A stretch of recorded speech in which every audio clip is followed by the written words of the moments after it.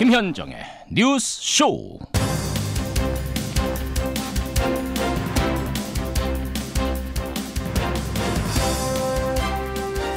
애청자 여러분, 주말 잘 보내셨습니까? 둥근 축구공에 밤잠 설친 분들도 꽤 많으시죠? 지난밤에 우리와 같은 조에 있는 독일과 멕시코의 경기가 있었는데요. 피파 랭킹 1위의 독일을 15위 멕시코가 꺾는 이변을 만들어냈습니다. 역시 축구공은 둥글고 결과는 차기 전까지는 아무도 모릅니다. 오늘 밤 9시 우리가 스웨덴전을 기다리는 이유기도 하죠. 오늘 밤 스웨덴전을 치를 러시아 현지 잠시 후에 연결해보겠습니다. 러시아에선 이렇게 기분 좋은 긴장감이 흐르는 반면에 우리 정가에서는 폭풍 전야 같은 긴장이 흐릅니다. 자유한국당이 초선 의원들의 중진 사퇴 요구 논란에 이어서 홍준표 전 대표의 이른바 마지막 막말을 놓고 심각한 내홍을 겪고 있습니다.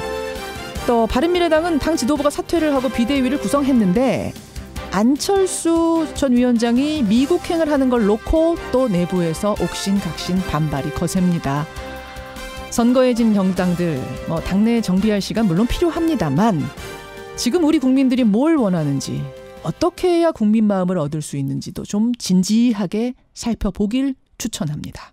월요일 아침 김현정의 뉴스쇼 출발하죠.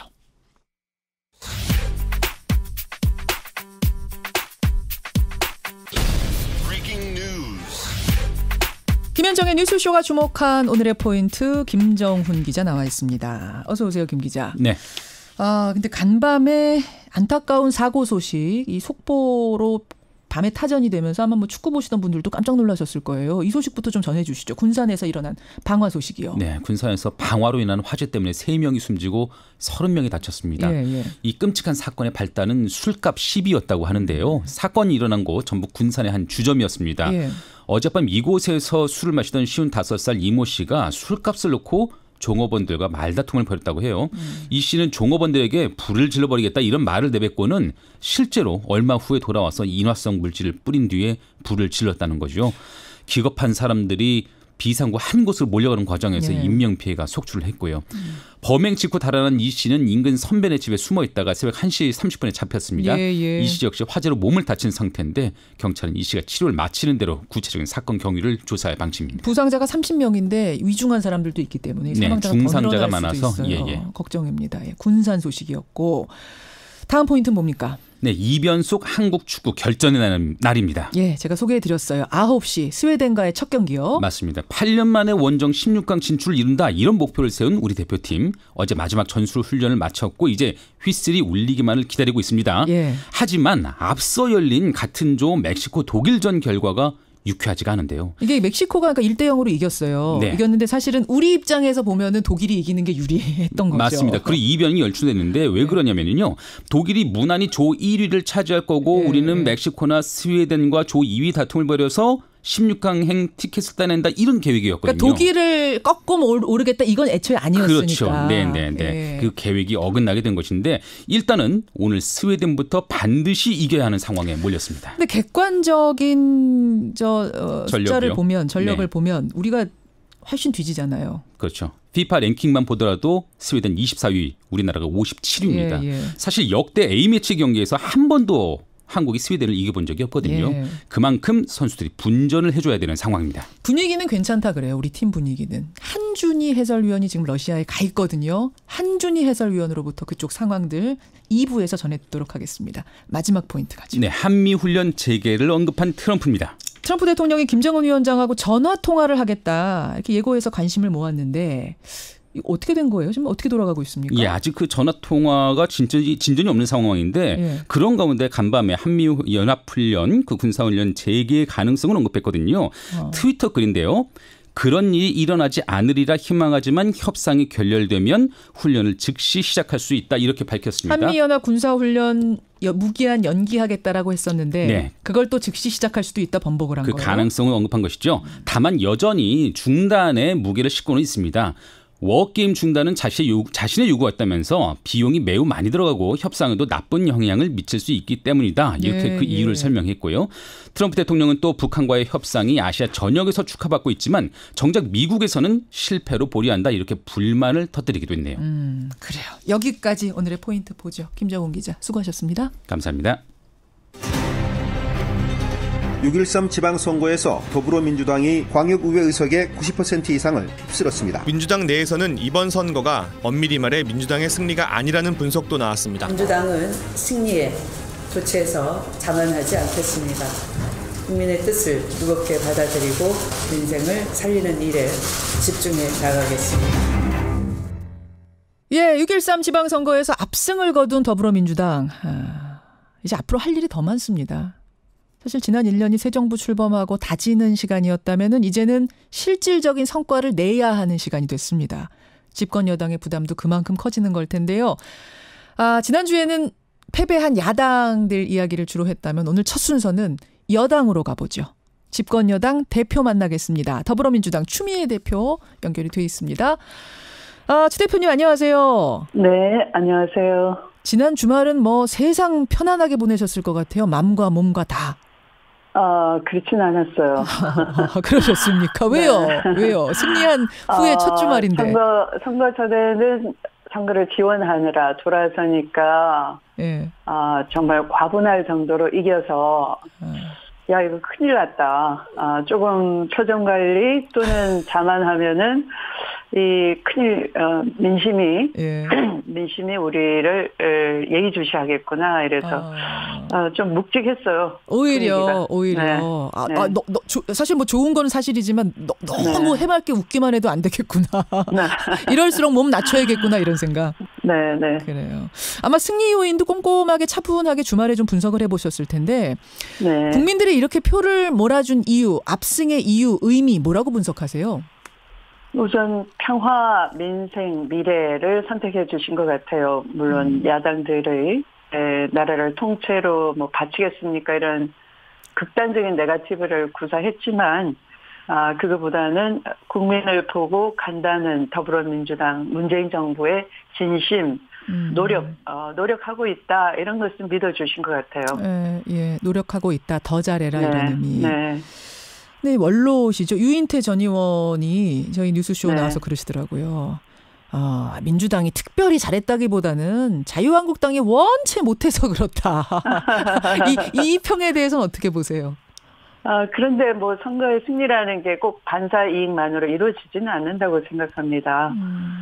적어도 역대 선거에서는 최악 대신에 타악을 뽑는다 하는 냉소가 있었지만 이번에는 국민들이 현장을 가도 굉장히 환호해 주시고 웃어 주시고 그래서 평화와 민생을 살려온 정부 여당에 대한 평가가 있었고요, 분명히. 그래서 최선은 못 되더라도 아직 민생이 크게 개선됐다 할 건 없잖아요.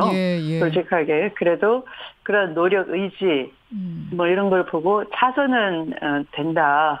이렇게 믿는다 하는 그런 분들이 많았고요. 우선 그걸 현장에 가면 다른 당 타당 후보들의 명함은 버려서 바닥에 깔려 있어요. 시장 바닥에. 그랬어요. 근데 저희들이 드리는 명함은 후보들과 함께 다녀보면 꼬박꼬박 잘 받아주시고 꼭 갖고 가서 읽어보시고 그랬다고 그래요. 그러면 자유한국당이 원체 못해서 그랬다. 이 평은 좀 솔직히 좀 서운하시군요.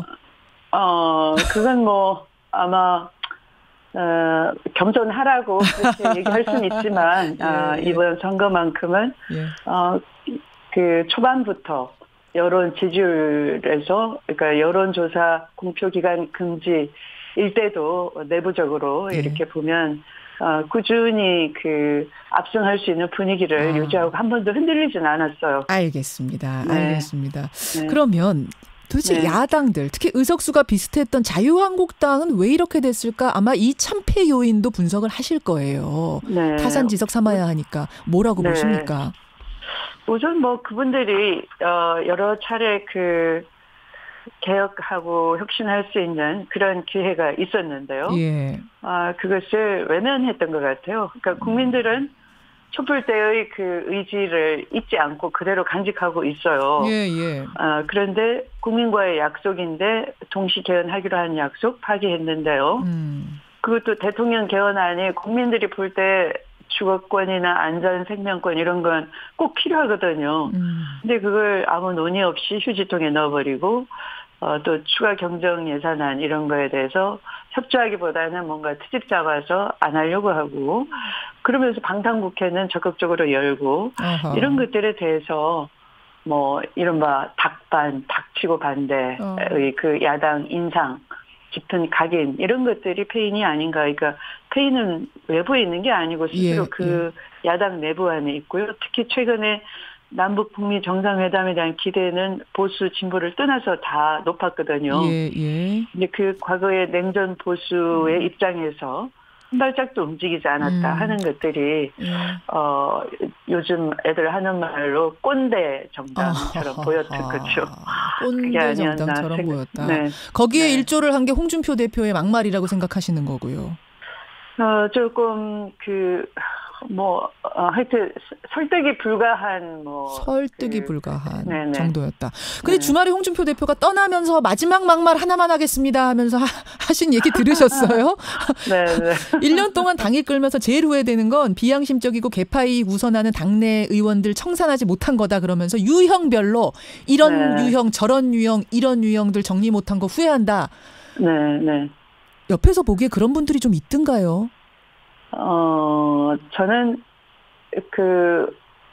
바로 홍 대표의 그 리더십이 그걸 떠나면서 그렇게 하실 게 아니고 진작에 그 의원들을 지휘를 해가면서 협조할 것은 협조하고 반대할 것은 근거와 이유를 국민께 제시하고 국민 보고 정치를 하자라고 그 단점을 안다면 그 단점에 대해서 지적해주고 내부적으로 수습을 했었어야 된다고 진즉에 하셨어야지 왜 떠나시면서 이러시냐. 네.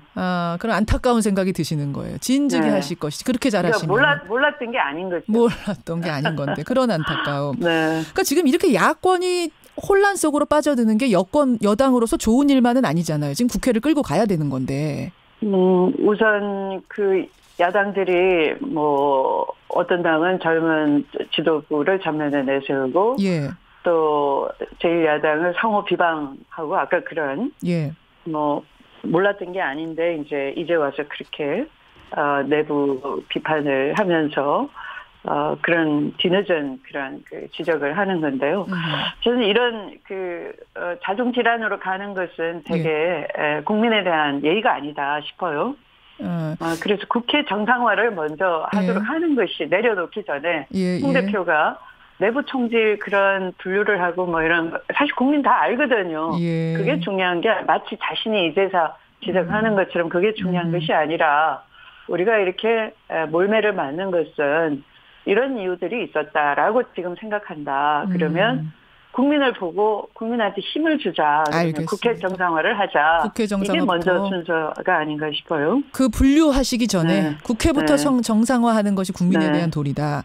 그러니까 지금도 벌써 보시면은 이제 야당들을 이렇게 다 추스려가지고 국회를 어떻게 끌고 가실까 그 고민을 하고 계시는 거예요. 왜냐하면 이번에 130석이 되긴 했습니다만 민주당 여전히 야당의 협조가 필수적인 상황인데 두 가지 여쭙겠습니다. 주 대표님. 우선 연정 얘기가 나옵니다. 민주평화당의 최경환 대변인이 문재인 정부가 성공하려면 DJP 연정 같은 게 필요하다. 이렇게 적극적인 제안을 하기도 했고요. 이해찬 전 총리도 민주평화당과 무소속 같은 우군이 있는데 이걸 잘 운영하려면 높은 수준의 연정이 필요하다. 이런 말씀을 최근에 하셨어요. 어떻게 보십니까?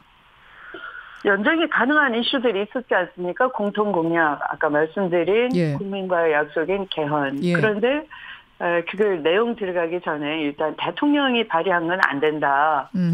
이런 식으로 시비 걸듯이 했단 말이죠. 그래서 가장 크고 또 국민께 이미 일찍이 공약으로 내건 것마저도 사안별로 그런 협조할 자세가 안 돼 있어서 저는 그 개별 정당이나 또는 개개인이 국민에게 책임지는 자세를 보여주는 게 자세 전환이 먼저라고 생각하고요.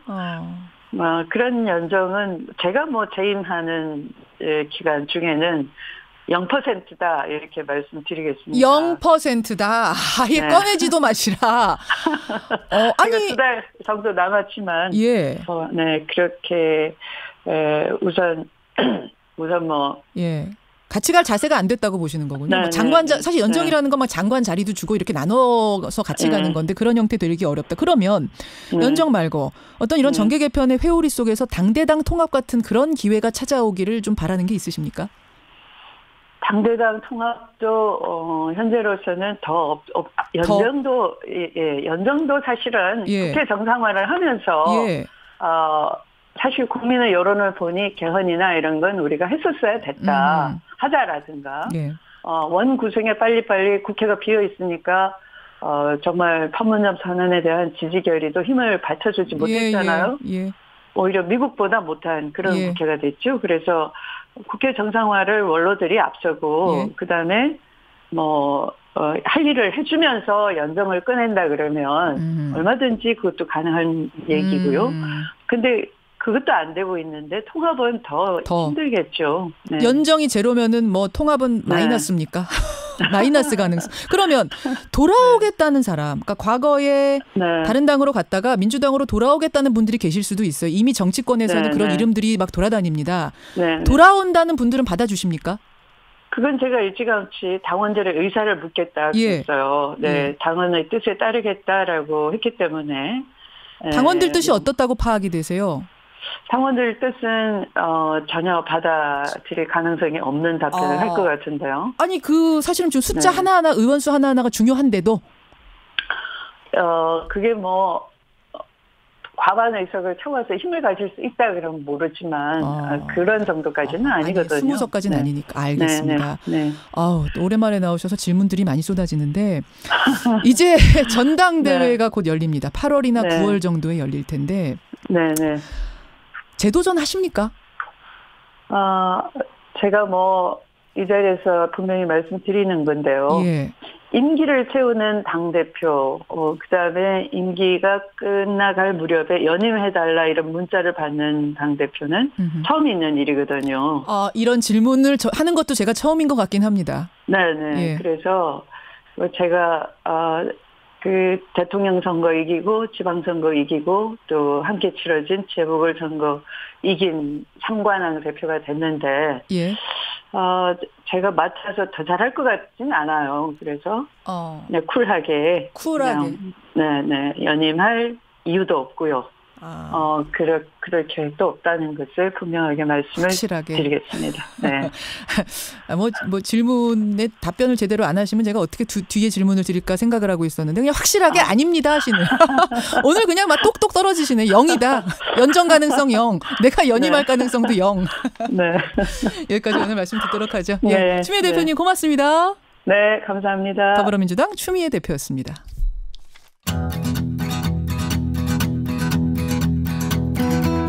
김현정의 뉴스쇼는 청취자 여러분의 참여로 이루어집니다. 트위터, 페이스북, 레인보우 게시판, 그리고 단문 50원, 장문 100원의 유료 문자 샵 1212, 우물정 1212 통해 참여하실 수 있습니다.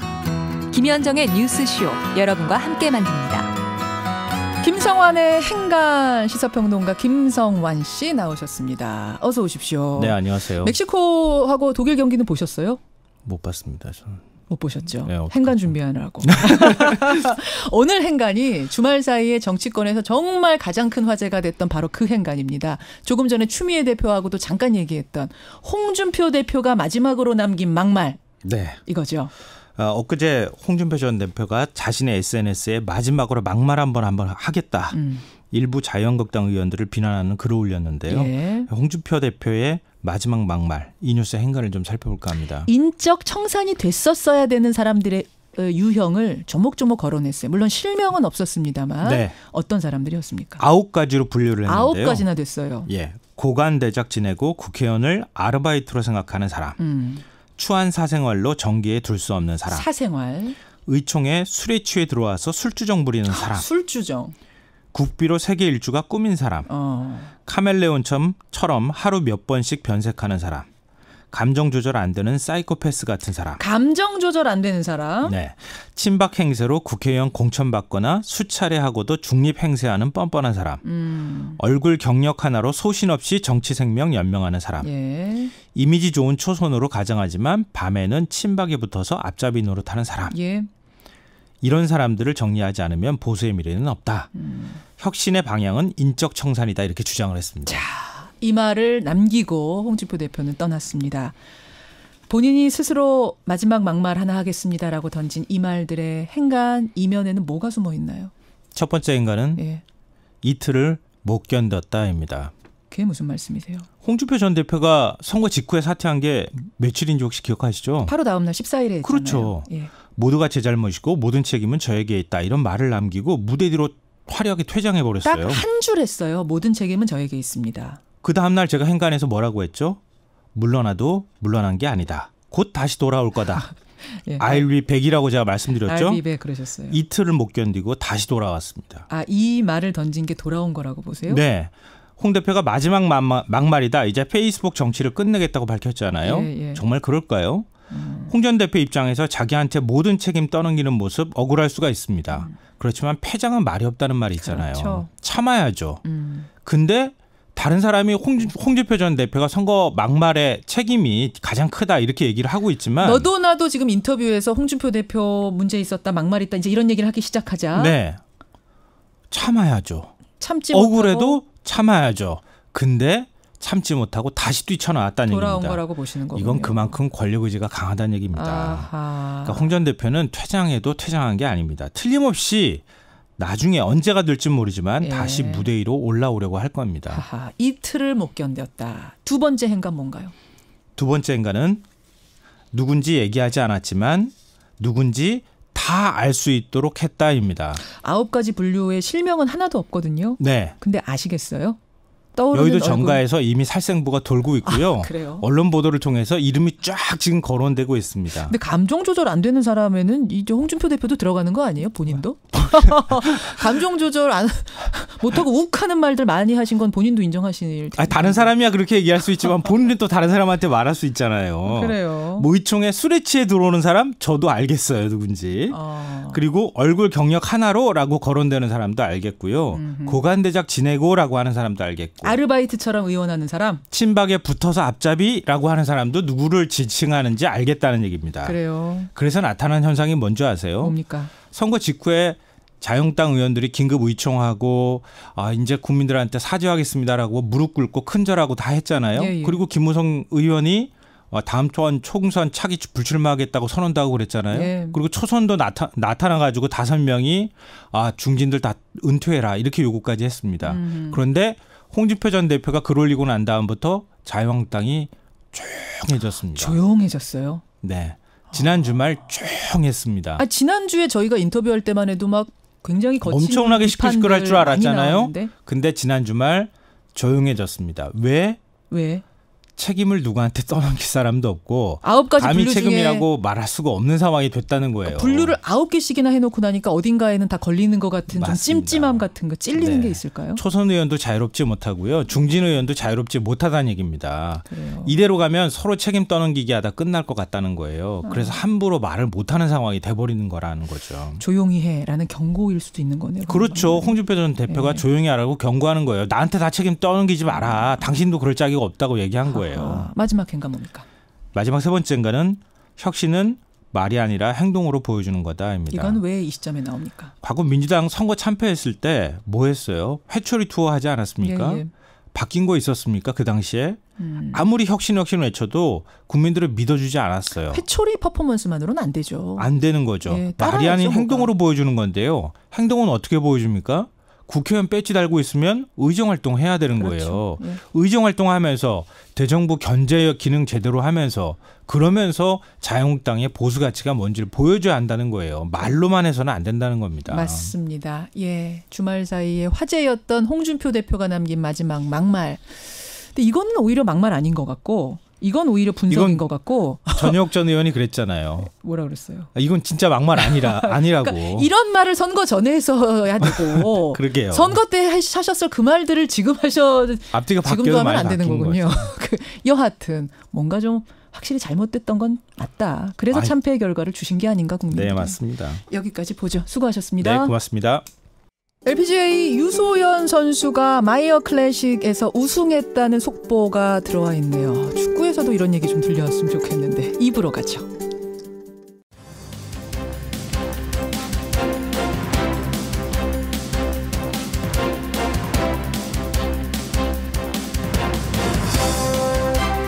김현정의 뉴스쇼 2부 출발합니다. 축구 보셨습니까? 멕시코가 이렇게 잘할 줄은 몰랐습니다. 사실은 우리 입장에서는 멕시코가 져야지 유리한 거였어요. 독일이 이겨야 더 우리에게 좋은 거였는데 멕시코가 너무 잘하니까 승패를 떠나서 그냥 경기 자체가 너무 재미있으니까 저는 넋을 놓고 어젯밤에 경기를 봤는데요. 이번 월드컵 초반입니다만 특징이 뭐냐면 약체들이 이변을 쏟아내고 있습니다. 그래서 오늘 스웨덴전도 저는 기대를 조금 해보려고 합니다. 전력상으로는 스웨덴이 우리보다 앞서지만 모릅니다. 뚜껑 열어봐야 합니다. 스웨덴전 오늘 밤 9시 앞두고 러시아에서 지금 우리 팀을 바라보고 계시는 분 한준희 해설위원 잠시 후에 연결을 해보죠. 그 전에 만날 분은 귀한 손님 한 분을 연결해보려고 합니다. 한국 사회를 뒤흔들었던 미투 운동, 이 미투 운동의 시작점에 섰던 분이죠. 바로 서지현 검사. 서지현 검사 그 당시 그 TV 인터뷰 후로 단 한 번도 인터뷰에 나선 적이 없습니다만 5개월이 되는 이 시점에서 인터뷰에 다시 나섰습니다. 저희 뉴스쇼를 통해서요.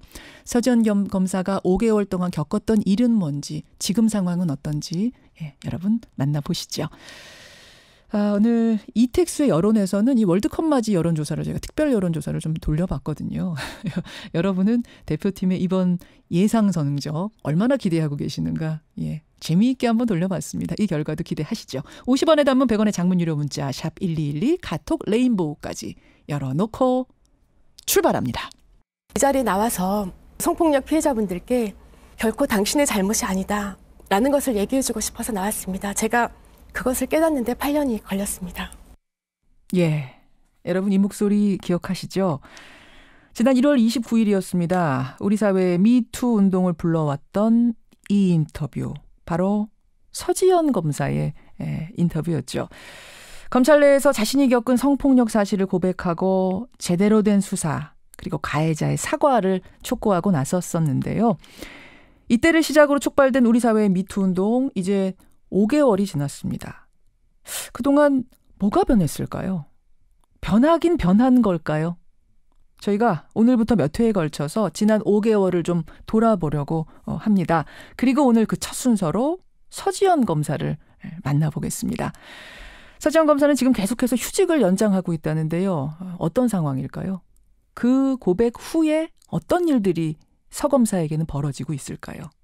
창원지검 통영지청 서지현 검사 연결해 보겠습니다. 서지현 검사님, 안녕하세요. 네, 안녕하세요. 아직 휴직 상태? 네, 휴직 상태 있습니다. 어떻게 지내셨어요, 지난 5개월? 아이도 돌보고 치료도 받으면서 지내고 있습니다. 치료라면 무슨 치료를 받으세요? 일단 공황장애 부분에 대해 치료를 받고 있고요. 그리고 제가 목 디스크, 허리 디스크 같은 게 발병해서 그 치료도 받으면서 지내고 있습니다. 돌아가는 지금의 상황들이 흡족하다면 몸이 계속해서 안 좋을 리는 없을 것 같은데 뭔가 지금 몸과 마음 다 편치 않다는 얘기로 저는 들리네요. 5개월이라는 상당한 시간이 흘렀지만 결과적으로는 달라진 것은 없습니다. 제대로 수사가 이루어지지 않았고 피해가 회복된 것도 없고요.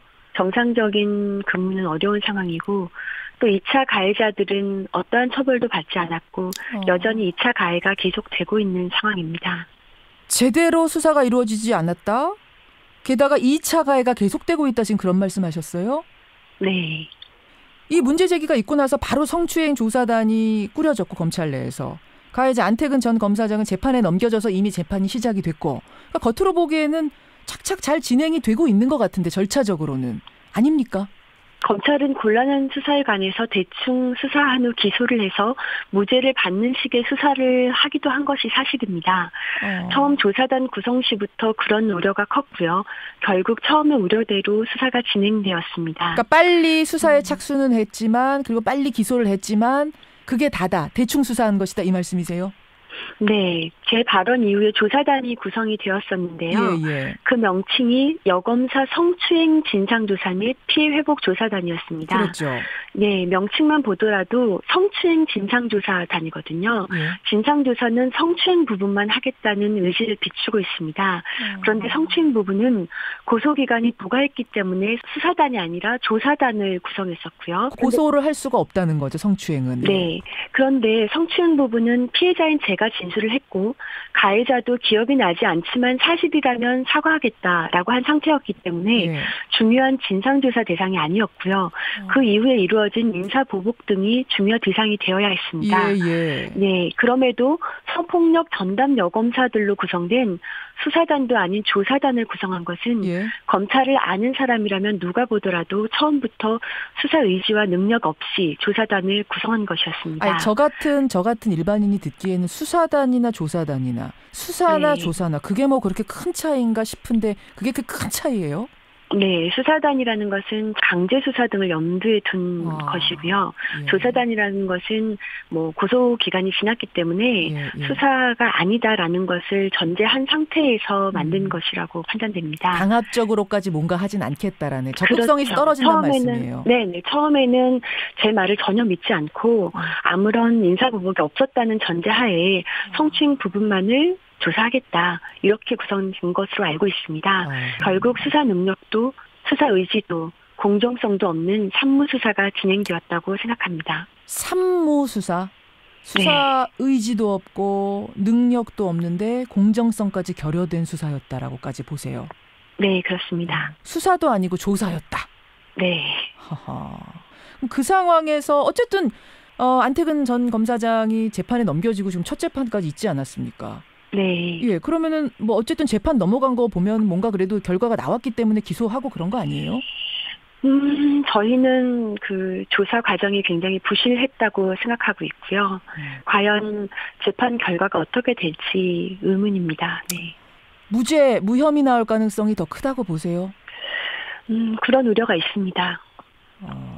조사한 내용을 들여다보자면 검사로서.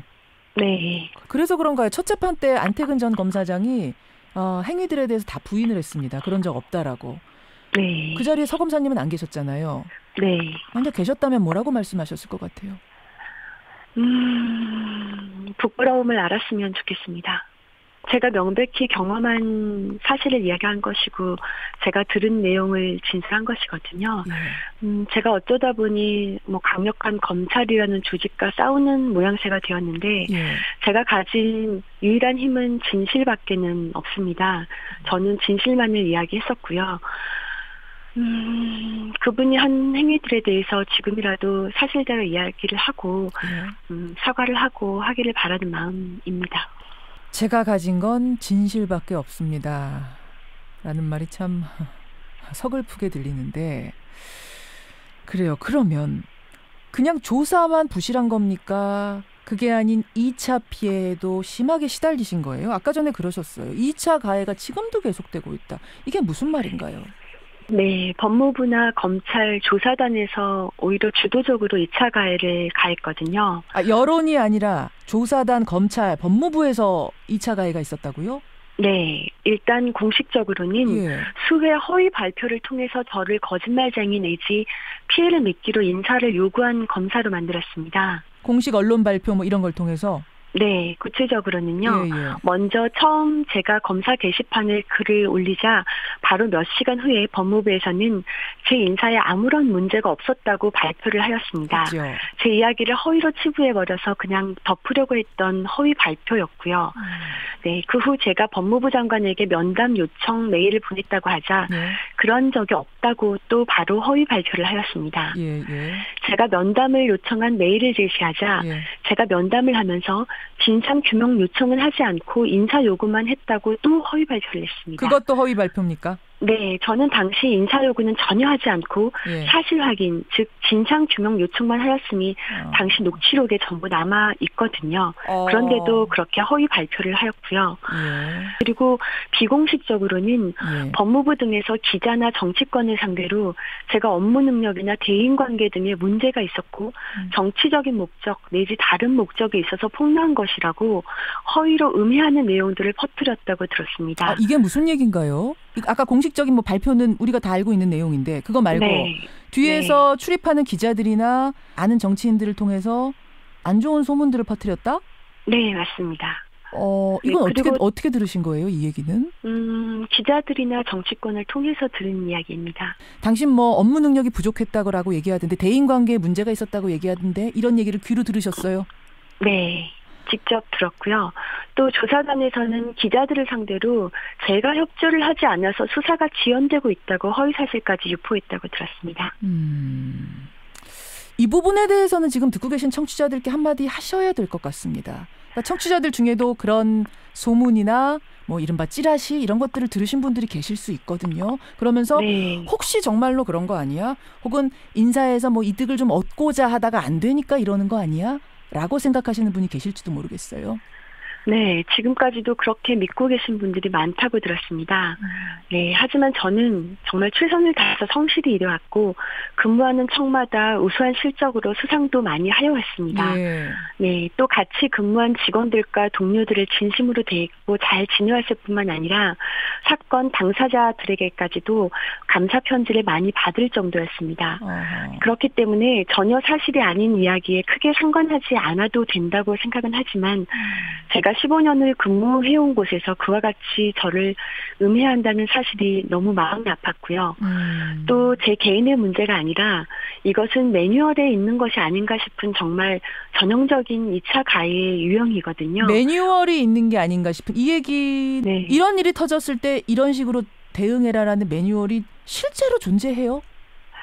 글쎄요. 저도 알지 못하겠지만 이런 일이 있을 때마다 항상 그 발언을 한 피해자들이 업무 능력과 대인관계에 문제가 있었다라고 2차 가해가 가해져 왔거든요. 내부 고발이 있을 때마다 그렇죠. 항상 이런 식이었다, 패턴이. 네. 그래서 정말 이것은 매뉴얼이 있는 게 아닌가 하는 생각이 들 정도고요. 이와 같은 2차 가해가 미투를 외친 피해자들에게 심각하게 가해지고 있고 또 그런 피해가 두려워서 입을 열지 못하는 수많은 피해자들이 있습니다. 검찰 조직 안에 네. 수많은 피해자들. 검찰 조직도 그렇고요. 일반 사회에도 많은 것으로 알고 있습니다. 그렇기 때문에 저는 조사단 측에 수회에 걸쳐서 2차 가해에 대한 엄중한 수사와 처벌을 강력히 요구했지만 아무것도 이루어지지 않았습니다. 2차 가해자들은 아무런 일 없이 잘 근무하고 있습니다. 그래요. 아무도 이런 2차 가해, 눈에 보이지 않는 2차 가해에 대해서는 책임지지 않고 있다. 지난 5개월 쭉 돌아볼 때 제일 힘들었던 순간은 언제세요? 모든 순간이 힘들고요. 또 모든 순간이 감사하기도 합니다. 개인적으로 고요한 일상의 행복을 추구하면서 살아왔기 때문에 이렇게 사람들 앞에 나서고 이야기하고 이런 것들이 참 쉽지는 않습니다. 네, 하지만 저로 인해서 용기를 냈다고 고맙다고 하시는 분들을 만나고 그런 목소리를 들을 때마다 참 감사한 마음도 듭니다. 제가 참 힘들게 검사 생활을 해왔었는데 그 검사라는 제 직업이 이렇게 성폭력과 불공정함에 대한 어떤 관심과 자각을 촉발시키는 데 도움이 되었다면 그렇게 힘들게 생활한 보람이 있었구나 하는 감사함도 듭니다. 혹시 그냥 참을 걸 그랬나라고 후회하신 적은 없습니까? 사실 꽤 힘이 드는 것은 사실입니다. 그런데 제가 당시 도저히 더는 참을 수가 없어서 앞으로 나왔던 것이고요. 그냥 당신은 사실 사표를 낼 생각으로 이야기를 했던 것이고 그런데 그렇게 앞으로 나서지 않고 조용히 사표를 냈더라면 과연 저는 행복했을까 라는 생각이 드는 것도 사실입니다. 그 말씀은 후회하지만 후회하지 않는다 그런 말씀으로 들리네요. 네, 그렇습니다. 굉장히 모순된 얘기지만 후회하지만 이런 일상들이 힘들어서 후회하지만 또 안 했으면 후회할 거기 때문에 후회하지 않는다. 네, 맞습니다. 그럼 그 당시 1월 29일로 다시 돌아간데도 지금처럼 하셨을까요? 네, 했을 것 같습니다. 서지연 검사 여러분 지금 만나고 계십니다. 사표 내실 거예요? 사실 처음에는 무조건 사표를 낸다고 생각을 했습니다. 예. 그리고 조사가 진행되는 것을 보면서도 그런 생각은 변함이 없었고요. 그런데 많은 분들께서 저 때문에 용기를 냈다. 예. 저 때문에 이야기를 할 수 있었다. 절대로 사표를 내지 말고 제가 견뎌내는 모습을 보여줬으면 좋겠다. 라는 이야기를 많이 하셨습니다. 예. 제 개인적인 행복을 위해서라면 모든 것을 그만두고 조용히 가족들과 함께 살고 싶은 마음이 큽니다. 하지만 많은 분들의 그런 목소리, 그런 바람을 내팽개친 채 제 개인의 행복만을 추구하기는 좀 어려워졌습니다. 네. 그래서 제가 어떻게든 꿋꿋이 버텨내고 앞으로 나아가는 모습을 보여드리고 싶습니다. 사실은 이런 일이 있고 나서 여기저기서 고백들을 했고요. 법률 개정안들 동시다발적으로 추진이 됐습니다. 하지만 통과된 건 별로 없어요. 그리고 정부에서도 뭔가 대책들을 만들긴 했는데 그게 얼마나 만족스러운 결과를 낼지도 좀 미지수인 상황. 어떤 대책들이 절실하다고 생각하세요? 누구보다도 이 대책에 대해서 깊게 고민하신 분일 텐데. 네, 일단은 성폭력 또 성희롱, 2차 가해 등에 대한 엄중한 처벌이 필요하다고 생각합니다. 네, 그리고 국회에서 좀 열심히 일을 해주셨으면 좋겠고요. 예. 또 그뿐만 아니라 어떤 가부장적인 남성 우월적인 문화, 또 취업과 결혼이 어려워진 사회 구조 등 성폭력, 여성 혐오 등이 발생하는 그 근본 원인과 사회 구조에 대한 분석과 논의도 있어야 된다고 봅니다. 상대방을 존중하고 나와 다른 사람들과 소통하고 서로 이해하는 방법에 대한 교육도 필요하다고 봅니다. 예. 지금 듣고 있는 분들 중에도 내가 이거를 세상에 알려야 되나 말아야 되나 고민하는 여성 혹은 남성도 있을 수 있고요. 또 발표를 한 후에 세상에 알린 후에 고민하고 있는 또 고통 겪고 있는 2차 피해자들도 있을 수가 있습니다. 그분들을 위해서 한마디 해주신다면? 사실 힘내라, 용기 내라 그런 말은 하고 싶지 않습니다.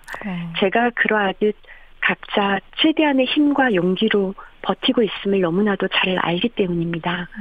네, 피해자들이 큰 용기를 내지 않아도 절도나 상해 이런 피해를 당한 것과 마찬가지로 자신의 피해를 아무렇지도 않게 이야기할 수 있고 또 2차 가해에 대한 어떤 두려움도 고통도 느끼지 않아도 되는 강자도 약자도 여성도 남성도 모두 함께 행복한 그런 세상이 되었으면 좋겠습니다.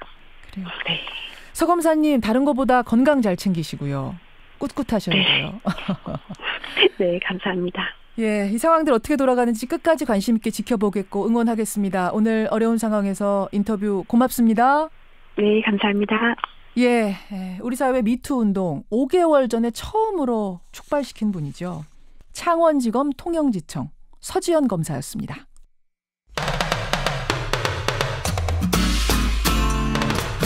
CBS 라디오 김현정의 뉴스 쇼.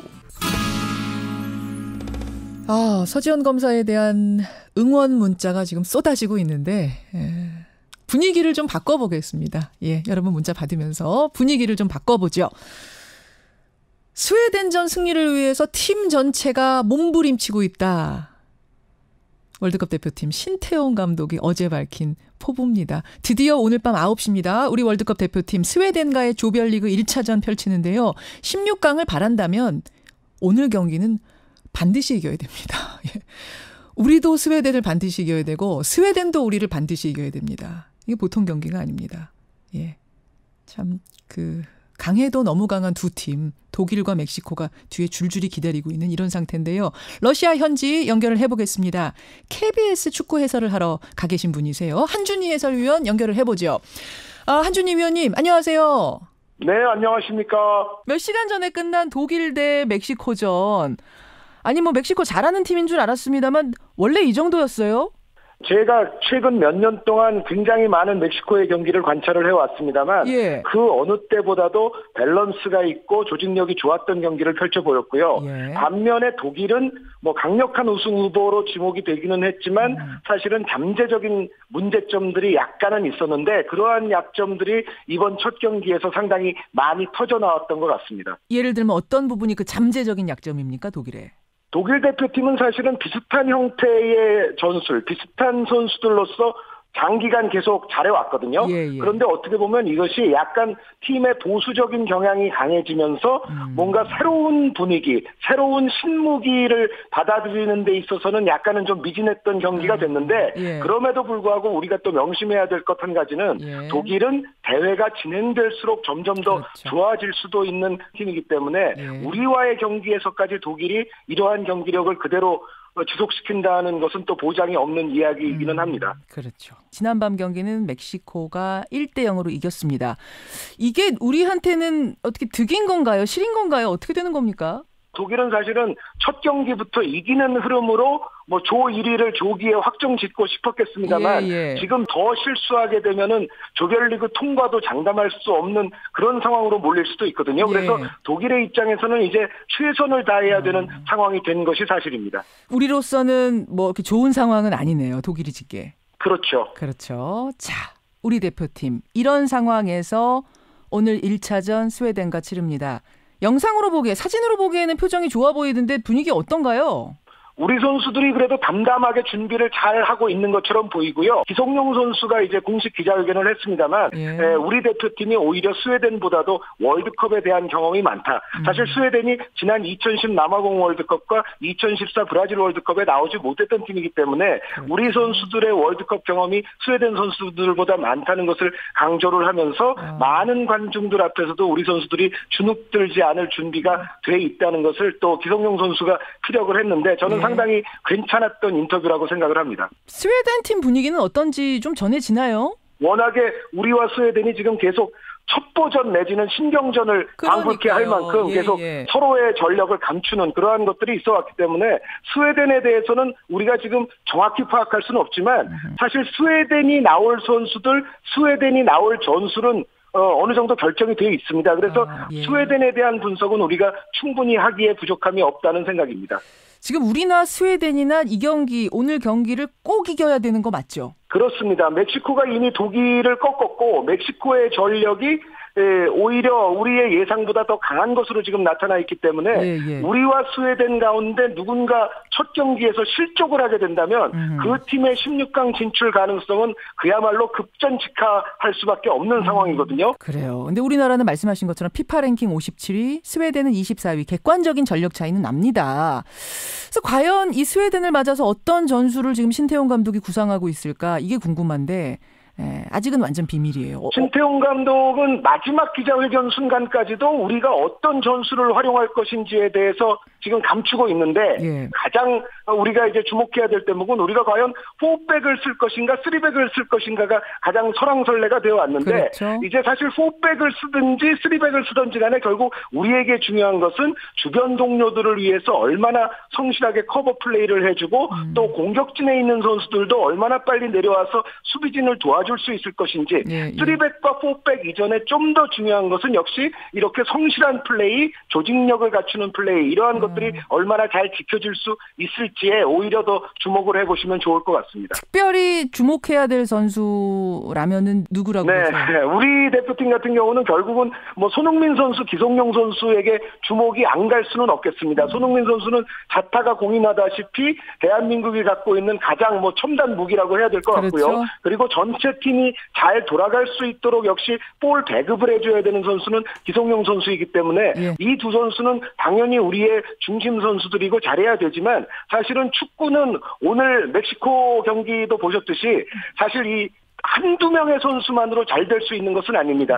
멕시코가 독일을 거꾸로 틀리는 장면에서 멕시코의 11명의 모든 선수들이 성실하고 톱니바퀴처럼 조직적으로 움직였기 때문에 결국은 좋은 경기를 할 수가 있었고 정말? 강팀을 거꾸로 틀릴 수가 있는 것이었거든요. 그래서 우리도 손흥민, 기성용 선수에게 너무 의지하는 것보다는 주변 선수들이 모두 톱니바퀴처럼 움직이는 그러한 모습을 보여줘야만이 스웨덴을 넘을 수가 있을 것 같습니다. 지금 분위기 좋다고 하셨고 신태용 감독도 담담하게 하면 이길 수 있다 이런 의연한 자신감도 보이고 있고 그래서 좀 기대를 합니다만 계속 마음속에 걸리는 게 지난평가전이었어요. 지난평가전. 결과가 꽤 안 좋았는데 근데 신태용 감독이 그때 뭐라고 했냐면 트릭이라고 보면 됩니다. 이런 말을 했단 말입니다. 트릭. 그 일부러 져줬다는 얘기인데 이게 그렇게 하기도 하나요?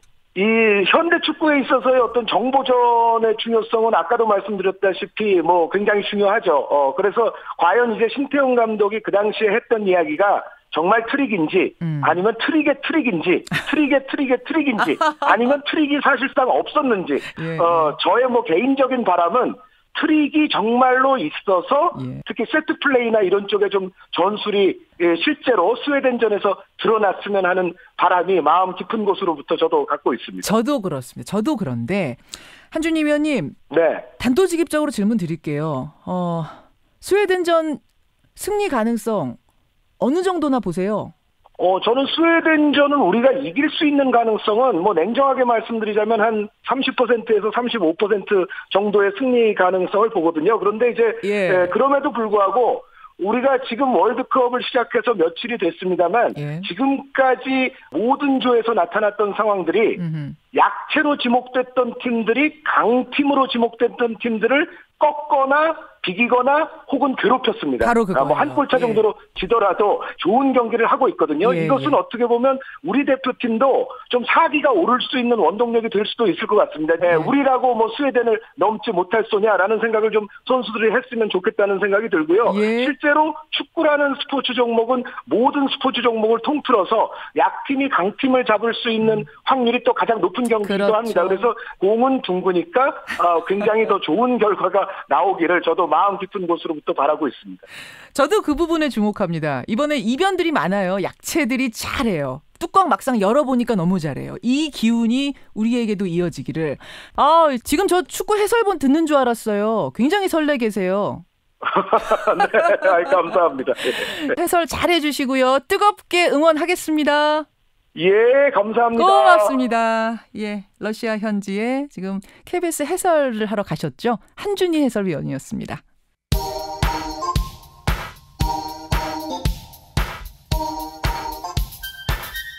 김현정의 뉴스쇼 CBS 라디오와 함께하고 계십니다.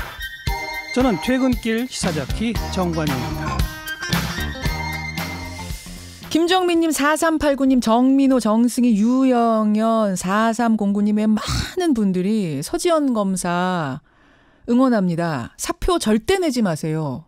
물러나면 지는 겁니다. 그 안에서 검찰 조직을 바꿔보시라 이런 문자가 뭐 쏟아집니다. 쏟아집니다. 2082님도 함께하겠다 이런 문자 주셨고 김동춘, 김철우님 등등은 사법개혁에 대한 이야기까지 넓혀서 문자들 주셨어요. 고맙습니다. 조금 전에 한준희 해설위원의 떨리는 목소리, 흥분한 목소리 들으시고 많은 분들이 멕시코가 독일을 이긴 건 우연이 아닐 거다. 어떤 노력을 기울였는지 이거 아마 여러분 상상이 안 될 거다 하시면서 오늘 대한민국의 승전보를 조심스레 기대해 봅니다. 화이팅 하셨고요. 유재광님은 저는 승부보다는 그냥 즐겁게 보려고요. 이런 자세 좋습니다. 1204님. 월드컵 축구 경기 보고 아침 방송을 하는 김현정 앵커는 도대체 잠을 언제 주무십니까? 알아서 틈틈이 잘 자고 있습니다. 어제는 정말 재밌었어요. 이택수 대표님 어서 오세요. 안녕하세요. 보셨어요?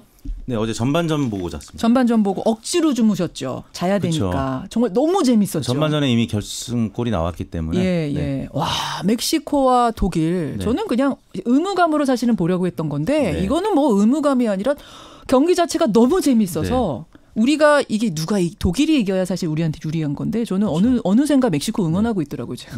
너무 잘해서. 멕시코가 거의 뭐 4강까지는 충분히 갈 수 있지 않을까. 야, 진짜 이게 축구구나. 축구가 이래서 재밌는 거구나. 저는 어제 그 생각을 했는데 지금 많은 분들이 문자 주세요. 아무튼 설렙니다. 양종현님 많은 분들이 아이고 숨 넘어갈 지경입니다. 강한영님 등등 많은 분들이 문자 주시는데 몇 대 몇? 오늘 경기요? 예상하십니까? 저는 2대1 정도로 이기지 않을까. 여기서 진다 그러면은 이거는 욕먹는 거죠. 우리가 진다고 하면. 아니 뭐 객관적으로 지금 열세인 거는 뭐 사실이니까. 피파 랭킹도 그렇고 평가전도 최근까지 안 좋았기 그럼에도 때문에. 불구하고 솔직하게 2대1입니까? 우리가 2입니까? 저는 왠지 그 요즘에 우리 9군이 막 지금 펼쳐지고 있기 때문에 멕시코, 독일은 몰라 스웨덴은 꼭 이겨야 된다. 그리고 이길 수 있을 것 같다 이런. 9군까지 나왔습니까? 네. 스포츠 월드컵하고요. 올림픽은 이 9군과 이 밀접하게 관련이 돼 있습니다. 또 미하리에서 오신 분들 아니 그런 2대1로 이긴다. 네. 저도 그럼 조심스럽게 한번 사실은 1대1 하려고 그랬는데 1대0 하겠습니다. 1대0으로 이기는 걸로. 1대0으로 이기는 걸로 걸겠습니다. 그러면 뭐 내기하죠? 커피로 하죠. 네, 커피. 자, 여러분도 뭐 희망이든 바람이든 이제 객관적인 거든 보내주시고요. 오늘 우리가 사실은 여론에서 재미있는 조사 하나 돌려봤잖아요. 축구 관련된 거. 김현정의 뉴스쇼 의뢰로 월드컵에 대한 우리 국민들의 기대치 돌려봤습니다. 네, 저희가 지난 15일 전국 19세 이상 성인 1,651명에게 접촉을 해서 최종 500명의 응답을 완료했고요. 무선 전화 면접 및 유무선 자동 혼용 방식이었습니다. 표본 오차는 95% 신뢰 수준에서 플러스 마이너스 4.4%포인트였고요. 다음과 같이 물었습니다. 2018년 피파 러시아 월드컵이 어제 개막을 했습니다. 선생님께서는 이번 월드컵에서 우리 축구 대표팀이 어느 정도의 성적을 거둘 것이라고 생각하십니까? 이렇게 물었는데요. 보기는 1번 조별 예선 탈락, 2번 16강 진출, 3번 8강 진출, 4번 4강 진출, 5번 결승 진출 또는 우승. 6번 잘 모르겠다. 이렇게 물었습니다. 5번이 몇 % 나왔어요? 결승 진출 궁금하죠? 또는 우승? 낙관적으로 전망하신 분들도 2.8%. 와, 2.8%. 정말 축구 애국자. 그런 분도 계시고. 100명 중에 3명가량이 우리 결승 갈 수 있다. 또는 우승할 수도 있다. 이렇게 낙관적으로 전망했습니다. 하지만 평균으로 봤을 때는 1번 내지는 2번. 그러니까 16강 될 거다 안 될 거다 이쪽으로 제일 많이 몰려 있죠. 가장 많은 응답은 조별 예선 탈락 54.7%가 부정적으로 전망을 했고요. 16강 조금 어려울 거다 54.7%. 반면에 16강 진출할 거다. 16강이 27.4%, 8강이 6%, 4강이 1.5%, 결승 또는 우승이 2.8%. 그래서 16강 진출을 도합했더니 37.7%. 아까 전에 그러니까 우승할 거다라는 분들까지 다 합쳐서 16강 이상으로 본 분들이 37.7%. 아까 한 의원님이 대략 그 정도 예측하시지 않았나요? 아까 한준희 해설위원이 35%, 30에서 35% 보셨거든요. 네. 그건 국민 여론과 비슷한 예측을 하셨네요. 근데 이제 그건 16강 진출까지는 아니고 스웨덴전 이길 확률. 스웨덴전 이길 확률. 그렇게 보셔. 37%가 16강 진출할 거다. 일단 뭐 16강을 가려면 스웨덴을 꼭 잡아야 되니까요. 그러네요. 2대1로. 그러네요. 재밌네요. 여러분들의 기대치는 이 정도입니다. 그러니까 사실상은 16강 탈락 쪽에 조금 더 무게를 두고 계시는 건데 지금 청취자들 문자가 막 쏟아지는데 대부분 9군이라는 말에 공감한다. 그래서 이기는 쪽으로 많이들 걸고 계세요. 네, 그게 이제 뭐 확률적으로는 떨어지지만 배당이 높기 때문에 높을 수 있기 때문에 보겠습니다. 그리고 저도 괜찮아요. 사실은 이기고 지는 걸 떠나서 어제 경기 보면서 제가 축구의 재미를 느꼈다고 그랬죠. 이런 재미 느끼시면 되고 스트레스 풀면 되고 선수들이 열심히 최선을 다하는 그 모습 즐기시면 되는 겁니다. 저는 아이슬란드 경기를 봤는데요. 그 감독이 치과 의사 출신이고 또 골키퍼가 메시 골을 막았는데요. 영화 감독 출신이에요. 여기는 리그가 없기 때문에 뭐 투잡 선수들이 많이 있습니다. 여러분 아이슬란드 인구가 우리나라 도봉구 인구 정도 된대요. 세상에. 근데 거기에서 아르헨티나 메시를 이긴 거잖아요. 막 쓰러질 듯 최선을 다하는 경기. 무승부였죠. 보니까 우리 한국 선수들도 이 정도까지 열심히 해준다면 그럼요. 3패로 지고면 어떻습니까? 저도 괜찮습니다. 마음껏 뛰고 오고 준비한 것들 마음껏 펼치고 오기를 뜨겁게 응원을 하면서도 또 이기기를 바라잖아요. 그럼요. 2대1. 보겠습니다. 자, 이택수의 여론 함께하고 계시는데요. 그나저나 지방선거 끝나고 오늘이 첫 순서예요. 여론. 지방선거 분석을 조금 해봐야 될 텐데 리얼미터가 얼마나 맞췄는지 제가 쭉 좀 이 분석 나온 것들을 보니까 가장 근접하게 맞췄다 이런 얘기들이 있네요. 네, 이번 선거가 여론조사 업계에서는 다행스럽게 여론조사 결과들과 크게 어긋나지 않게 나타났는데요. 예. 상대적으로 저희가 이제 오차 규모를 따졌더니 타 조사기관보다는 오차가 좀 적었다 이런 평가들이 나오고 있어서 그동안에 사실 마음고생이 심했습니다. 보수야당에서. 특히 홍준표 대표가 여론조사가 조작이다라는 얘기를 할 정도로 여론조사가 틀렸다고 했는데. 객관적으로 좀 열심히 조사하고 있는 우리 조사 업계 직원들 입장에서는 억울했죠. 여론 조작이라고 하니까. 그 왜 근데 이번에 홍준표 대표는 왜 그렇게 얘기했고 결과적으로 뚜껑 여니까 어떻게 이렇게 근접하게 맞춘 겁니까? 선거 전략상 그러니까 자체 연구기관인 여의도 연구원에서 아마 객관적인 조사도 했을 겁니다. 근데 이제 조직을 움직이려면 좀 우호적으로 나온 결과들, 가령 유선 비율을 높인다든지 얼마든지 이제 통계 과정에서 결과를 다르게 나타낼 수 있는데 저희가 이제 근접한 수치를 나타낼 수 있었던 게 이제 저희가 정례 조사는 무선 비율을 80% 90% 반영을 시키는데 무선 휴대폰 네, 샤이 보수 표심이 있을 것이다라고 생각을 해서 저희가 유선 비율을 정례 조사보다는 한 20% 정도 더 늘렸습니다. 혹은 또 자동응답 방식이 이제 비밀 투표 방식이기 때문에 한국당 지지율이 이제 전화 면접 조사에서는 덜 나온다라는 점을 감안해서 자동응답 비율을 좀 높였던 점. 그걸 그때 조절을 하시는군요. 항상 그렇습니다. 뭐 유선 20, 무선 80 정해져 있는 게 아니라 그때 상황에 따라 이번엔 샤이 보수가 많을 거야. 그러면 유선 즉 나이 드신 분들 보수 쪽에 계신 분들이 많이 응답할 수 있게 유도해야지 이런 게 있군요. 그렇습니다. 가장 최근에 선거 결과랑 비교했을 때 뭐 가령 지난 대선 때 어느 대통령 후보를 찍었는지 물어봐서 과도하게 특정 후보가 높게 나타난다라고 하면 거기에 맞춰서 유무선 비율을 조정한다든지 여러 가지 장치를 해두는 거죠. 그런 걸 보정 작업이라 그래요? 그렇습니다. 그런 게 반드시 필요한 거죠. 여론조사는. 그래서 이제 방송 3사하고 저희 걸 비교한 기사를 봤는데요. 저희가 이제 무선 비율이 저희는 한 5, 60%였는데 방송 3사가 7, 80% 정도.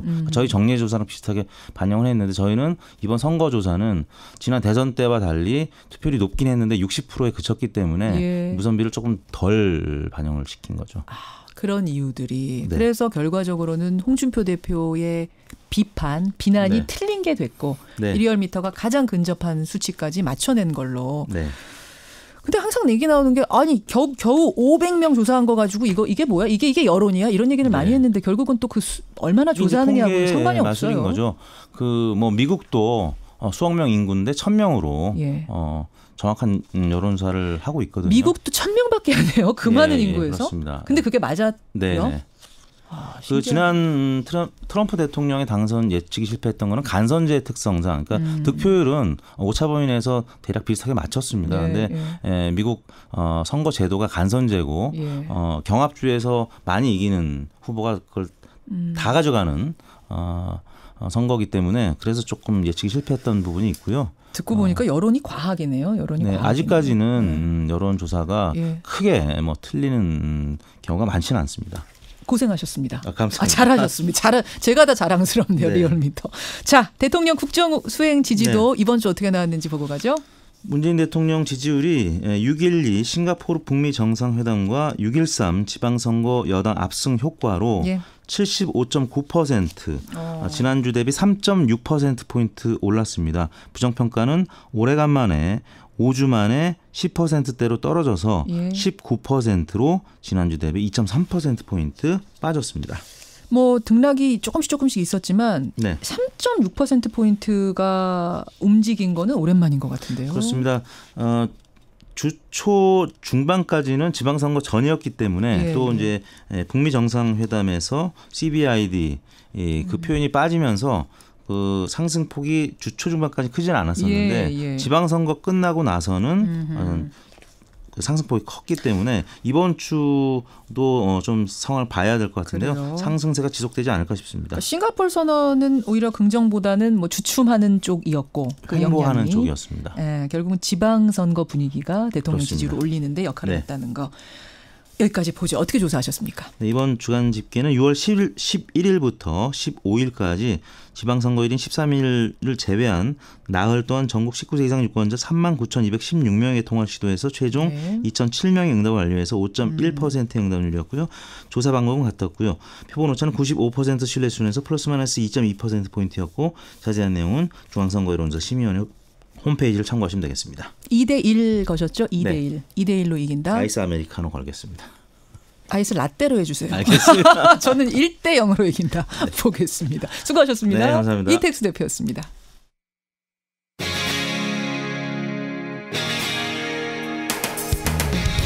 여러분께서는 지금 CBS 라디오 김현정의 뉴스쇼를 함께하고 계십니다.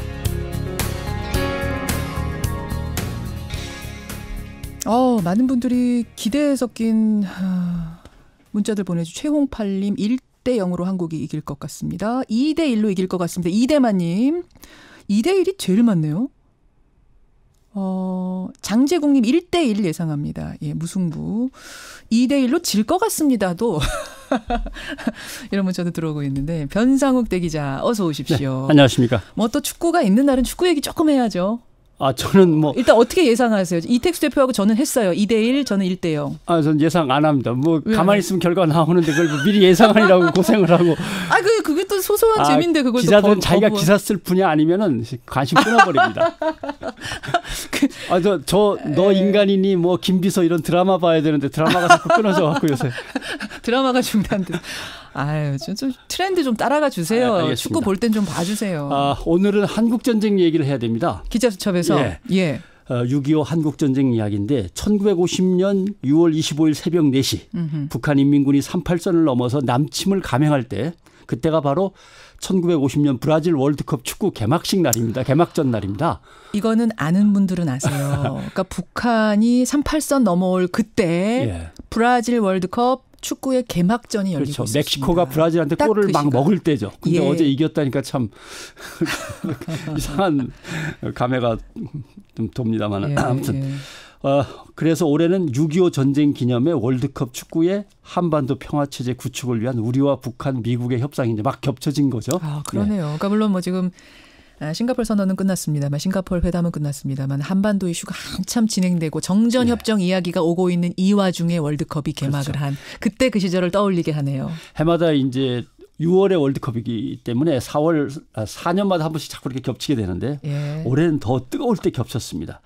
그래서 6.25 전쟁에 대해 우리가 갖고 있는 단순한 생각, 단호한 생각들을 좀 이제 평화체제를 새로 구축하려면 좀 살펴봐야 되지 않을까, 하나씩 정리를 해볼까 합니다. 6월이 가기 전에 6.25 얘기 좀 해보겠습니다. 그럼 우선 변대 기자, 소련과 중국의 지원으로 북한이 우리나라를 침략한 거다, 침공한 거다. 이거는 바뀔 수 없는 전쟁의 기본 구조인 그렇습니다. 거예요. 스탈린은 맨 처음에 전쟁에 끼어들고 싶지 않았습니다. 왜냐하면 미국이라고 하는 힘이 너무나 강대했고 소련은 2차 세계대전 치르라고 거의 탈진해가지고 핵폭탄도 이제 막 겨우 하나 만든 그런 상황이었기 때문에 전쟁에 뛰어들기가 못했는데 북한 김일성과 남노당 박헌영 두 사람이 간단하게 해치워서 남한을 점령할 수 있다. 기습작전으로 라고 자꾸 숫자로는 47회를 졸라댔다는데 그래서 결국 조건이 붙죠. 군대는 우리는 못 보낸다. 그 대신 중국이 군대를 보낸다는 조건으로 허락하마. 그래서 여기에 마오쩌둥이 이제 동의를 하고 전쟁이 시작됩니다. 마오쩌둥은 국민당과 공산당 중국 내전이 있었습니다. 여기서 장제스를 대만으로 몰아냈는데 깨름직하니까 대만도 밀어붙이려고 1950년 8월쯤에 밀어붙이려고 준비하고 있었는데 갑자기 소련에서 한국전쟁으로 좀 가달라라고 하는 바람에 대만 점령을 이제 포기하고 한국 전쟁에 투입이 되는 거죠. 어떻게 보면 마오쩌둥도 거기서 약간 스텝이 꼬인 거예요. 6.25 전쟁이 벌어지면서. 그렇습니다. 그래도 그렇지. 그렇게 수많은 인명을 희생시키는 전쟁에 소련을 대신해서 참전을 한 거잖아요. 세계 프로레타리아 공산계급 투쟁이라는 이제 대의명분에 함께 공산권으로 묶이니까 그런 것도 있고 또 하나는 한국 전쟁에 보낸 중공군을 살펴보면 알 수 있습니다. 국공 내전 때 대만 국민당 정부군이죠. 포로로 잡은 사람들을 주로 보냅니다. 그리고 조선족, 흔히 말하는 조선족 군인들을 주로 보내가지고 중화민국의 중화를 구성하는 한족을 중심으로 생각하면 엄청난 손실 이렇게 또 따지긴 좀 애매한 그런 거고요. 여기서 유엔 참전 16개국을 우리가 흔히 얘기하는데 왜 그렇게 우리나라에 열심히 와서 싸워줬을까? 특히 형제 나라 터키라는 말이 그때부터 생긴 거잖아요. 터키는 그리스하고 앙수가 아닙니까? 그렇죠. 그리스에서 공산군과 정부군이 싸웠습니다. 우리랑 똑같이. 근데 소련이 그리스, 터키 그 지역은 우리는 손 뗄래 하고 아무것도 돌봐주지 않았습니다. 발을 뺐어요. 그래서 그리스가 나름대로 자유 진영이 이기고 미국과 영국 편이 된 거죠. 그런데 터키는 2차 세계대전 때 독일한테 무기 거래를 했어요. 중립국인데도 불구하고. 그러니까 요새 말로 부역죄가 있죠. 부역죄. 그러니까 미국, 영국에게 잘 보여야 되는데 자기들의 앙숙인 그리스마저도 미국, 영국 편으로 가고 소련은 돌봐주지 않겠다고 하니까 한국전쟁에 열심히 참가해서 그런 잘 배경이 보이자. 있었던 거군요. 태국도 그렇습니다. 태국. 중립국입니다. 태평양 전쟁 때 미국과 일본이 싸울 때 무사히 넘어갔습니다. 왜 무사히 넘어갔냐. 우리는 무너뜨리지 마시고요. 그냥 우리가 뭐 편리한 거는 봐드릴 테니까 편의를 봐드릴 테니까 뭐 이렇게 하면서 일본군이 남아시아를 정벌하는데 필요한 이런저런 편의를 봐준 사실은 도와준 거죠. 부역죄가 태국은. 또 있습니다. 그러니까 또 이렇게 열심히 하고 다 나라마다 그저 자유민주주의를 위해서 피를 흘리기 위해서 뛰어든 건 아닙니다. 다 사정이 있군요. 세상이 다 그런 거죠. 자국의 이익과 관련돼서 6.25에 참전한 거다. 그렇습니다. 그래요. 그러니까 전쟁을 치열한 국제 정치와 전략 차원에서 좀 넓게 볼 필요가 있다는 거예요. 또 속속들이 들여다볼 필요도 있어요. 물론이죠. 소련 6.25 전쟁에서 자기네들은 피 안 흘리고 재미 좀 보려고 했는데 이때부터 미국은 엄청난 돈을 군비에 군비로 쏟아부으면서 전략 무기들을 개발해 가죠. 6.25를 기점으로. 소련은 이걸 뒤따라가니라고 맨 처음에는 세계 두 강대국으로 이름을 날렸습니다만 결국은 무너집니다. 왜냐하면 경제가 무너지면 다 무너지게 돼 있는 거죠. 그러니까 북한도 이걸 봐서 압니다. 핵폭탄 가지고 잠깐은 겁주는 데 쓰지만 막상 전쟁 터지면 사용을 못한다. 쌀만 먹을 수도 없고 경제가 무너지면 소련이라는 거대한 나라도 무너져갖고 쪼개지더라. 결국은 경제가 제일 중요하다는 걸 지금 김정은 위원장이 깨달은 거예요. 그렇죠. 그다음에 또 6.25 전쟁이 소강 상태로 접어들어서 휴전협정을 해야 되는 거 아닙니까? 다시는 전쟁이 이 한반도에서 일어나지 않도록 하니라고 엄청 꽁꽁 싸맸습니다. 휴전협정을 길게 하면서. 북한, 유엔군, 중국이 서명한 휴전협정이 있고 전쟁 당사자 간의 군사정전위원회를 또 열게 돼 있고 중립국 감독위원회를 또 거기다 다시 열게 돼 있고 그래서 복잡하게 꼼꼼하게 싸맸기 때문에 지금 그걸 다시 풀려면 또 복잡해지는 거죠. 그러니까 지금 이제 우리가 평화선언하고 그다음에 정전 뭐 협정하고 이게 금방 될 것 같지만 상당히 시간이 걸릴 거라고 보시는 거예요. 그렇죠. 전쟁과 분쟁은 폭발적이지만 평화협상은 아주 길고 지루한 과정입니다. 특히 군사협상의 경우는 경제처럼 서로 윈윈하는 게 아니고 회담이 잘 되면 군 스스로 구조조정을 해야 되는 그런 상황으로 같이 가는 거니까. 그러네요. 우리 쪽에서는 북한의 재래식 군사력이 아직도 너무 많아서 하면서 걱정을 하는 거고 북한은 비핵화 이후에 한미 동맹과 북한의 군사력이 너무 차이 나면 안 된다 이러면서 또 뒷걸음질 치는 거고 상당히 오래 갈 건데 이럴 때 비관론을 자꾸 앞세우면서 오히려 회담을 어렵게 만드는 게 아니라 잘 되도록 이제 밀어주는 게 중요한데 그거는 차차 이야기를 하도록 하겠습니다. 6.25가 이제 다음 주입니다. 6.25 앞두고 우리가 조금 미리 6.25에 대한 이야기들 나눠봤습니다. 변상욱 기자 수고하셨어요. 고맙습니다. 김현정의 뉴스쇼 오늘은 여기까지입니다. 응원 열심히 하고 내일 뵙죠.